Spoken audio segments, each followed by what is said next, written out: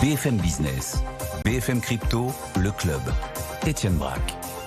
Et c'est parti pour BFM Crypto. Comme tous les jours, on vous accompagne à partir de 15h et puis rediffusion à 21h30. Un peu plus de 20 minutes pour aborder les cryptos avec des records. Alors aujourd'hui, vous avez un Bitcoin qui baisse un petit peu, moins 0,3% à 15h03, avec un Bitcoin qui redescend sous la barre symbolique des 72 000 $, 71 824 $. Que faut-il en penser? Gilles Santacreux nous attend depuis boursicoté.com. On verra avec lui dans un instant les aspects techniques, sachant que Wall Street recule également, alors que nous avons eu plusieurs statistiques aux États-Unis, notamment des prix à la production, mais aussi des ventes au détail, consommation donc aux États-Unis, des indicateurs mitigés. Donc tout ça, ça a un impact sur les indices actions, mais aussi sur les cryptos depuis quelques heures maintenant. Et puis on reviendra également sur ces records qui ont été touchés ces derniers jours. Y a-t-il une bulle ou non? Nathalie Janson qui est avec nous. Bonjour Nathalie. Vous Bonjour. nous direz non, il n'y a pas de bulle, parce qu'une bulle ne peut pas renaître trois fois. Vous nous expliquerez tout cela dans un instant en détail. Et puis on reviendra également avec Louis Tellier. Bonjour Louis. Bonjour. Vous êtes journaliste crypto et blockchain chez The Big Whale sur la mise à jour d'Encun. C'était hier sur l'Ether. Quelles sont les conséquences, les avantages de cette mise à jour? On verra tout cela dans un instant avec vous. Mais juste avant, retournons voir Gilles Santacreux qui nous attend depuis boursicoté.com pour regarder les niveaux techniques. Bonjour. Bonjour Gilles, qui ont été touchés ces derniers jours avec les records. Comment appréhendez-vous les niveaux actuels sur le Bitcoin? Alors, comment j'appréhende ces niveaux? Eh bien, tout simplement en observant des signaux d'affaiblissement. Pour l'instant, sur le Bitcoin, on marque des records quasiment tous les jours. Effectivement, vous l'avez souligné, on baisse un petit peu. D'ailleurs, pour ceux qui pensent que le Bitcoin était un outil de diversification, on voit que depuis que les marchés US sont ouverts et qu'ils baissent suite à la diffusion des prix à la production, eh bien, le Bitcoin accélère à sa baisse aussi. Mais bon, on a quand même des signaux d'affaiblissement. C'est-à-dire sur la tendance court terme, quand on la regarde en journalier, on a ce qu'on appelle des divergences baissières qui indique que, même si le Bitcoin monte, on est sur une tendance qui est en train de s'affaiblir. Donc, pour l'instant, on n'a pas de signal de retournement. Globalement, tant que l'on est au-dessus des 69 000 $ pour un Bitcoin, on peut considérer que la tendance est haussière et relativement forte.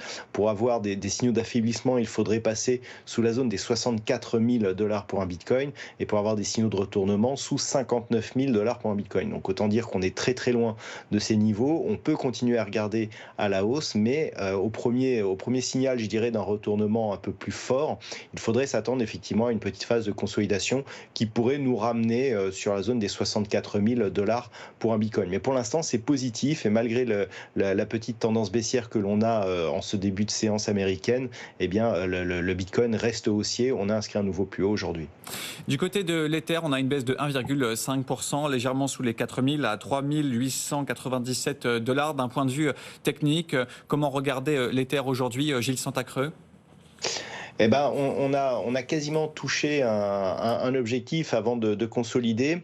Donc, ce qu'il faut mettre en comparaison par rapport au Bitcoin, c'est que sur l'Ether, on n'est pas sur des records historiques. Les records datent de novembre 2021. On a beaucoup moins de signaux d'affaiblissement tels que nous les avons sur le Bitcoin. Les divergences que j'ai abordées ne sont pas encore totalement présentes sur l'Ethereum. Donc, on peut avoir une continuité de mouvement. Les niveaux de retournement, là aussi, sont assez éloignés. On est sur une tendance qui est globalement haussière et qui peut le rester. On peut franchir donc une zone des 4 120 $ pour un Ether pour aller marquer donc de nouveau plus haut. Il faudrait se rapprocher des 4 700 pour commencer à revenir sur ces records donc de 2021. Globalement, la tendance là aussi reste haussière. On a des premiers niveaux de retournement à 3 400 $ pour un Ether. Donc c'est dire si on en est loin là aussi. Et globalement, on peut continuer à regarder vers le haut. On a un petit signal de retournement là depuis 3 ou 4 jours, mais qui pour l'instant n'entame pas l'ensemble de la dynamique. Merci beaucoup Gilles. Gilles Santacreux qui nous accompagnait depuis boursicoté.com pour faire donc un point technique sur l'Ether et sur le Bitcoin. Pour nous accompagner, nous sommes toujours avec Nathalie Janson, professeure à Neoma Business School, et donc Louis Tellier, journaliste crypto et blockchain chez The Big Whale. On a vu la partie technique avec Gilles Santacreux. D'un point de vue fondamental, comment vous voyez ces records qui ont été touchés ces derniers jours, Louis, sur le Bitcoin? On observe effectivement un petit ralentissement. Alors, il faut dire quand même qu'il y a eu une sacrée hausse depuis un mois, même depuis 2 mois, depuis le début de l'année, qui a largement été influencée par l'approbation donc des ETF Bitcoin Spot, qui, je le rappelle, permettent d'investir maintenant en 2 clics via des gestionnaires d'actifs traditionnels comme BlackRock, que les investisseurs traditionnels connaissent bien, mais ils peuvent passer par ces plateformes pour investir. Donc indéniablement, on a eu une accélération de la hausse du cours significative pour toucher un nouvel ATH, un nouveau plus haut historique, largement influencé par l'ETF Bitcoin Spot. Et la particularité, effectivement, du bull run, donc du marché haussier dans lequel on est entré, c'est qu'il a lieu avant le fameux halving, donc de manière générale qui, selon les spécialistes, crée un choc d'offres et de demandes, puisque la récompense que touchent les mineurs de Bitcoin est divisée par 2. Donc mécaniquement, il y a moins de Bitcoin à un moment donné en circulation et il faut que le marché price tout ça et s'adapte. Donc là, la particularité, c'est qu'effectivement, on a connu un nouveau plus haut historique et une hausse fulgurante avant ce halving, alors que traditionnellement, cette hausse arrive quelques semaines, quelques mois après ce fameux halving. Donc effectivement, on a un ralentissement, tout le monde veut toujours que ça monte toujours plus haut, mais c'est quand même normal, le marché respire, mais effectivement ce sera intéressant de voir s'il y a une correction assez rapide ou alors est-ce qu'on va continuer à toucher peut-être les 80 000 ou même les fameux 100 000 $. À l'approche notamment du halving qui aura lieu dans un mois. Nathalie Janson, vous nous dites il n'y a pas de bulle. C'est vrai qu'à chaque fois qu'il y a des records, que ce soit sur les indices boursiers, sur les cryptos, etc., à chaque fois quand ça va trop vite, trop fort, on dit ah là là, il y a une bulle, etc. Mais pour vous, non, il n'y a pas de bulle aujourd'hui sur le Bitcoin. Pour reformuler correctement, c'était juste pour dire qu'effectivement le Bitcoin n'est pas une bulle, puisque ça fait quand même, c'est la 4e fois qu'il y a un bull run dessus, si on prend son histoire depuis l'origine. Donc, comme le notent beaucoup d'historiens économiques, ça n'existe pas une bulle qui se relève à chaque fois. Une fois qu'elle est passée, elle est passée. Donc, c'est bien qu'il y a quelque chose d'autre, mais en effet, ce quelque chose d'autre peut parfois être aussi sous l'influence de bulles, comme la précédente où on avait un excès de liquidité qui s'est mis dans le Bitcoin. Là, la différence, comme vient de le rappeler Louis, c'est qu'effectivement, on est sur un produit qui est différent, puisqu'on est sur un produit institutionnel. Ce qu'il prouve, parce que bien évidemment, la hausse, elle montre qu'en fait, on a sous-estimé le succès. En fait, voilà, c'est tout simplement ça. C'est-à-dire qu'avant, les autorisations, on se disait ça va avoir du succès, mais bon, personne ne le sait. Tant que le produit n'a pas été lancé, eh bien, il en a. Et il en a plus qu'on ne pensait, puisqu'il y a parfois des journées, visiblement, où il y a eu presque 1 milliard, en fait, qui sont, sur la semaine, il y a eu des records battus en termes d'apport, enfin, de demande, en fait, de ces ETF, qui n'étaient pas du tout prévus au départ. Donc, forcément, quand vous avez une demande qui bondit plus fort qu'on ne le pense, eh bien, le prix augmente. Surtout sur le marché du Bitcoin, où effectivement l'offre n'est pas du tout élastique, c'est-à-dire qu'elle ne s'ajuste pas à la demande, elle s'ajuste à la production. La production, elle a son propre code, et donc si la demande augmente plus fortement, forcément le prix augmente. Et c'est ce qui en fait explique pourquoi effectivement il y a des pics réguliers, puisque l'offre ne répond pas à la demande. C'est vraiment la caractéristique du Bitcoin qui est très particulière.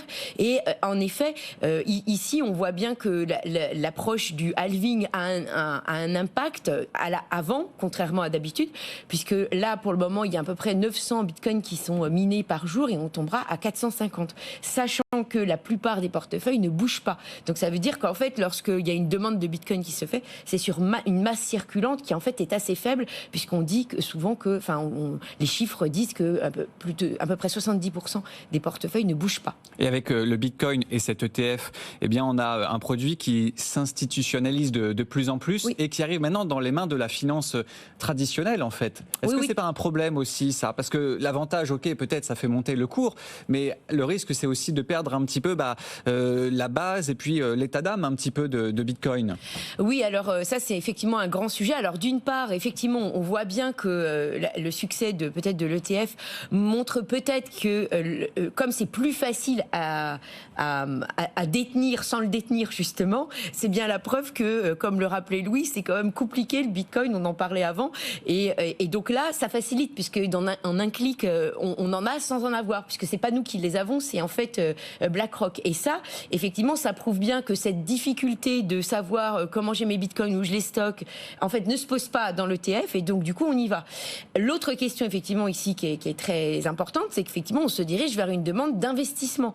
Or, effectivement, le Bitcoin n'a pas été créé spécifiquement pour cet objectif, puisque c'était quand même l'idée d'avoir une architecture de paiement parallèle qui puisse effectivement rivaliser avec le système traditionnel. Or là, eh bien, on se dirige vers un marché qui s'oriente vraiment sur l'investissement et la détention.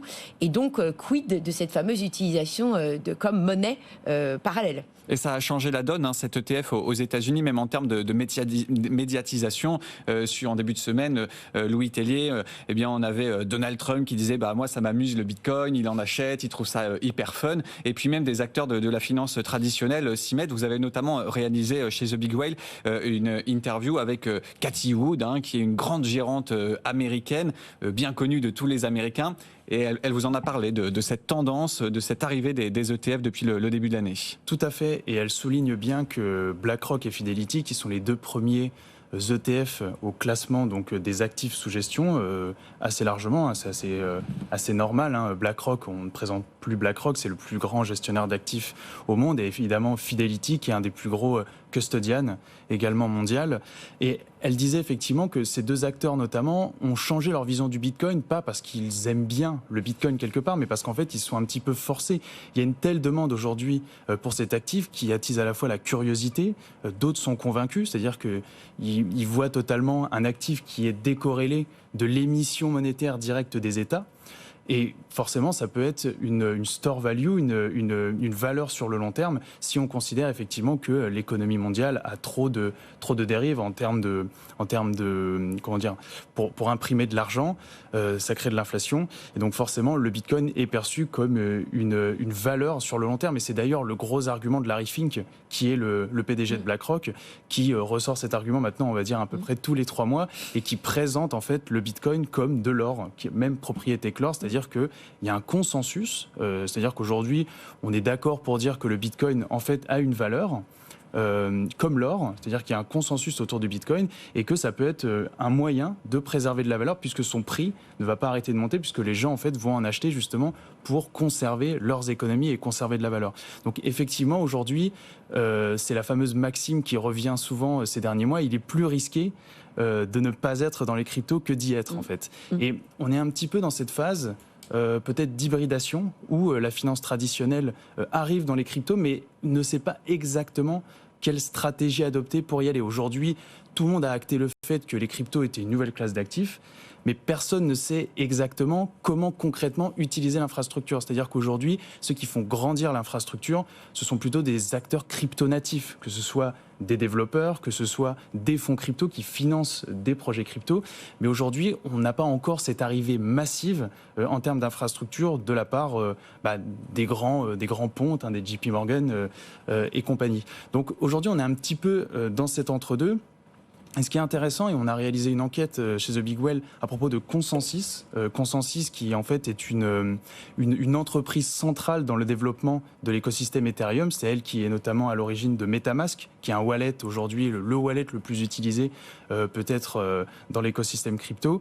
Et en fait, elle a acté le fait, quelque part, de ne plus centrer son développement sur l'accompagnement des entreprises traditionnelles parce qu'en fait, elle considère que ces entreprises ne sont pas encore prêtes à complètement embrasser l'infrastructure crypto. Donc, elle a pris le pari de développer des outils via son Layer 2, donc qui est une solution de scalabilité sur Ethereum. Alors, il y en a plein en ce moment qui se développent et qui permettra, dans un premier temps, de désengorger Ethereum pour avoir des transactions moins chères. Peut-être qu'on pourra on en parlera dans un instant, la mise à jour longuement après. Donc en fait, elle acte le fait qu'il faut d'abord perfectionner l'infrastructure via les acteurs crypto-natifs que finalement de faire du conseil pour les entreprises traditionnelles qui en plus, comme elles ne savent pas trop y aller, ne sont pas forcément des partenaires fiables et stables pour le moment dans le temps. Et tout ça aujourd'hui, cette tendance, elle passe par des ETF qui n'ont rien à voir en fait avec le projet de départ, Nathalie Janson. Et puis c'est vrai, comme le disait très bien Louis Tellier, il y a un phénomène un petit peu de FOMO où en fait, ça court après, tous les acteurs s'y mettent parce que sinon, le client, il change d'établissement ou il va les voir ailleurs. Il y a un petit peu une course contre la montre qui se joue. Oui, dans une certaine mesure, il y avait une autre citation qui était aussi assez drôle. C'était celle qui disait The fools are dancing and the biggest fools are watching. C'est à peu près la même chose. Voilà, donc aujourd'hui, en fait, c'est un peu ça le constat.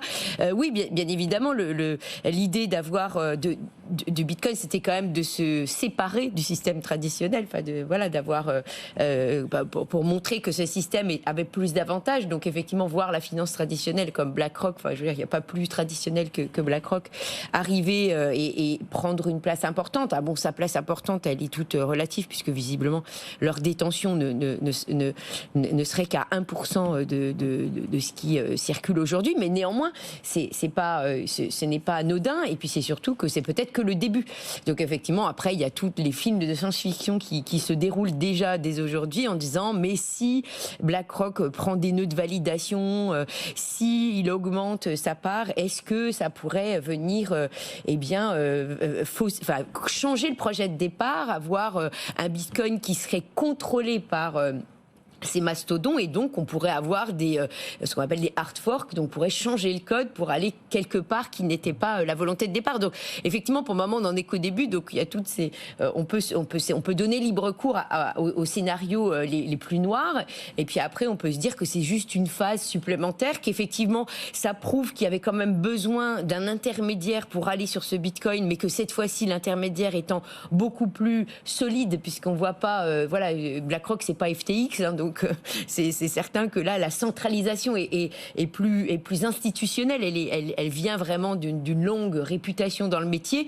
Donc on se dit que cette fois effectivement c'est peut-être une étape intermédiaire nécessaire pour qu'ensuite effectivement l'éducation se fasse et que les gens prennent davantage à bras le corps ce concept de Bitcoin, qui n'est peut-être pas facile non plus, et de crypto-monnaies qui sont peut-être pas faciles à saisir dès le départ. Sachant que là on parle d'un ETF qui est disponible aux États-Unis. Oui, qui n'est pas ici. N'est pas ici, mais si ça se généralise, je ne sais pas. Mais... de toute façon, on a déjà l'Angleterre qui est sur les rangs, et on a surtout Hong Kong aussi, donc on a déjà potentiellement d'autres qui sont déjà prêts à l'emploi. Louis. Après, en Europe, on n'a pas exactement l'équivalent des ETF spot, mais une sorte d'équivalent. C'est-à-dire que l'Europe a moins, de manière générale, d'appétence au risque que les États-Unis quand il s'agit de régulation. Mais aujourd'hui, on peut quasiment investir dans des produits similaires en Europe qu'on appelle des ETC. Oui. Donc c'est le même principe, c'est-à-dire que vous allez acheter une sorte de commercial paper en garantie, la personne qui va vous vendre, justement, vous permettre d'acheter ce commercial paper, garantit qu'en réserve, il y aura l'équivalent de ce que vous avez acheté. Donc, par exemple, si vous achetez 20 € de Bitcoin, elle s'engage à acheter la même somme et la garder dans les coffres jusqu'à ce que vous retirez votre mise. Bon, un mot quand même de l'actu du jour. C'était en début d'après-midi, un juge britannique qui estime que Craig Wright n'est pas le créateur de Bitcoin. Bon, parlons-en quand même, c'est assez amusant avec cette histoire qui n'est pas nouvelle, mais... Une fois de plus, Craig Wright se prend un revers. Effectivement, alors ça fait plusieurs années qu'il essaye de prouver qu'il est le fameux Satoshi Nakamoto, donc c'est le pseudonyme qui regroupe l'inventeur ou plusieurs inventeurs derrière le Bitcoin, dont on ne connaît toujours pas officiellement l'identité. Effectivement, Craig Wright essaye depuis maintenant plusieurs années, il n'a jamais réussi à vraiment le prouver. Et la preuve suprême, par exemple, ce serait de détenir les sortes de codes pour avoir accès en fait aux fameuses adresses de Satoshi Nakamoto sur lesquelles il y aurait quasiment, je crois, 1 million de Bitcoin. Et en fait, il n'a jamais réussi à prouver qu'il avait le contrôle de cette adresse. Donc, cette preuve-là suprême, sans ça, c'est quand même difficile de prouver que vous êtes Satoshi Nakamoto. Et si vous voulez, c'est un... Comment dire ? C'est un petit peu cocasse parce que dans l'écosystème crypto, on rit beaucoup de ce Craig Wright. Alors c'est vrai que parfois on reprend un petit peu la news parce que enfin on a trouvé Satoshi Nakamoto, et en réalité, tout le monde rigole beaucoup de cette histoire-là. Et quand Craig Wright a commencé, parce que c'est lui qui est allé en justice pour tenter de plaider sa cause, effectivement à chaque fois qu'il se prend des revers, c'est toujours source de blagues dans l'écosystème. Nathalie Janson, il se fait même appeler docteur. Oui, peut-être qu'effectivement, il est sans doute, il a peut-être un doctorat en computer science, j'imagine. Mais c'est vrai que là, c'est aller jusqu'à devant la justice et puis ne pas pouvoir prouver qu'on a effectivement les clés des adresses, c'est drôle de vouloir aller à ce point jusqu'au bout, alors que en fait on n'a pas, à chaque fois on ne donne pas la preuve qu'on l'est, puisqu'effectivement on voit pas un Satoshi Nakamoto s'asseoir sur 1 million de bitcoins sans pouvoir les ouvrir, puisque c'est lui qui l'a créé, quoi. Ce serait vraiment c'est très bizarre comme histoire. Et puis vouloir tirer un petit peu la couverture à soi, c'est vrai que c'est contre l'esprit, on va dire, du Bitcoin et de manière générale de ce qu'on appelle les cypherpunks, c'est-à-dire le courant libertaire qui a largement influencé la création de Bitcoin. Vouloir tirer la couverture à soi, c'est quand même pas dans le cadre de cet esprit-là. Donc effectivement, c'est un premier red flag, on va dire, vis-à-vis de ce personnage. Voilà donc pour Bitcoin. Et puis du côté de l'Ether, de l'actu aussi, avec cette mise à jour, Louis, qui s'est déroulée hier, mise à jour d'Ankun. Ça change quoi? Alors bon, on voit l'Ether qui recule un petit peu aujourd'hui. Est-ce que la mise à jour a eu un impact sur les cours? Et puis en termes de conséquences, ça change quoi pour nos éditeurs, téléspectateurs? C'est surtout en termes de frais, là où ça va se voir. Alors tout à fait. Depuis donc cette mise à jour qui est intervenue hier, grosso modo, vous avez des transactions qui ne coûtent quasiment plus rien sur ce qu'on appelle les Layer 2. En fait, les Layer 2, c'est des espèces de blockchains qui sont branchées à Ethereum et qui permettent en fait de regrouper plein de transactions et après de les inscrire dans Ethereum. Et donc ça permet de désengorger la chaîne. Parce qu'on le rappelle, aujourd'hui, l'un des grands freins à l'adoption d'Ethereum, c'est effectivement ces frais très élevés. Et ces frais, ils dépendent notamment comme sur une autoroute, c'est-à-dire que quand il y a beaucoup de monde sur une autoroute, vous allez avoir des embouteillages et donc vous allez devoir attendre ou peut-être payer plus cher si vous voulez prendre l'hélicoptère peut-être. Donc c'est un peu la même chose avec Ethereum. C'est-à-dire que quand vous allez inscrire une transaction dans un bloc, vous allez pouvoir payer plus cher. Donc vous demandez au validateur des blocs, moi j'ai envie que cette transaction elle passe tout de suite, donc vous allez payer plus cher pour que votre transaction soit au top du bloc. Et donc Dencun, en fait, c'est une des mises à jour qui doit permettre normalement de faire baisser drastiquement les frais de transaction sur Ethereum. Donc effectivement, depuis hier, lorsque vous faites une transaction particulièrement sur un Layer 2, donc ces solutions de scalabilité, ça ne coûte quasiment plus rien. Ça a baissé de manière assez drastique. Donc c'est vrai qu'on peut que s'en réjouir parce que même si ces transactions étaient encore peu chères, on parle peut-être de $1, l'objectif c'est que ça ne coûte quasiment plus rien, ça ne coûte que quelques centimes même pour de grosses transactions. Donc c'est un pas important. Et puis surtout, il y a toujours un petit peu de peur qu'on ait loupé quelque chose, qu'il y ait un bug technique.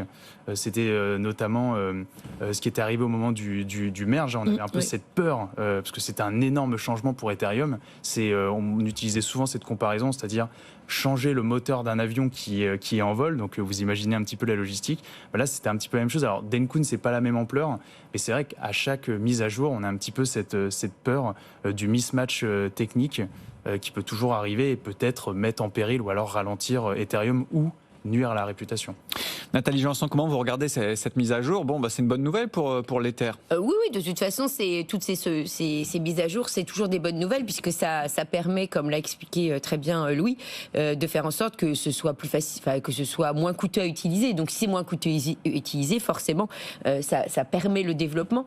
C'est vrai que par rapport à notre monde, à notre façon d'exécuter ou de payer dans le monde traditionnel, c'est quand même une différence. C'est-à-dire que vous avez des coûts de transaction. Nous, on les voit pas, les coûts de transaction, ils sont cachés. Donc, c'est sûr que là, c'est quand même un enjeu. Et puis, effectivement, l'idée de désengorger la voie principale avec une espèce de route secondaire, mais qui se regrouperait pour après rebalancer le regroupement sur la route principale, ça permet quand même de rendre une efficacité plus importante. Et les mêmes challenges, d'ailleurs, sont sur Bitcoin.